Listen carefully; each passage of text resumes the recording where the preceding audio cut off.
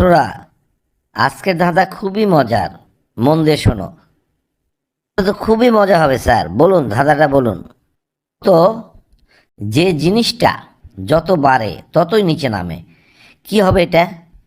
হুম, বুঝলাম। স্যার এটা কি একটু কঠিন হলো না? না না, একটু ভালো করে ভাবো। আ- আমি একটু ক্লু দিচ্ছি, আকাশের সাথে সম্পর্ক। আর বললেন আকাশের সাথে সম্পর্ক, তাহলে তাহলে কি এটা বৃষ্টি স্যার? একদম ঠিক, এটা হবে বৃষ্টি। এবার দ্বিতীয় ধাঁধাটা বলছি, মনোযোগ দিয়ে শোনো। যে জিনিসটা তুমি যতই রাখো ততই হারিয়ে যায়, এটা কি হবে? এই ধাঁধাটা আমি পড়েছি, পেটে আসছে কিন্তু মুখে আসছে না। এটা তো আরও কঠিন লাগছে স্যার। বলে ছোট্ট একটা ক্লু দিচ্ছি, মনোযোগ দিয়ে শোনো।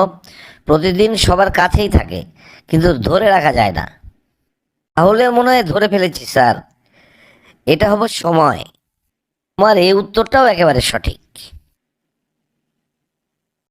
স্টুডেন্ট, মাত্র একবার ঘরে ঢুকেই বলতে হবে কোন সুইচে কোন বাল্ব জ্বলে। 99% মানুষই কিন্তু ভুল করে, সাবধান।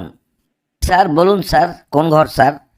তো 3টা সুইচ আছে, আর অন্য একটা ঘরে 3টা বাল্ব।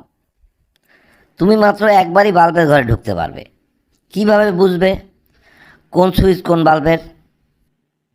প্রশ্নটা খুবই কঠিন, তবে উত্তর দেওয়া যাবে।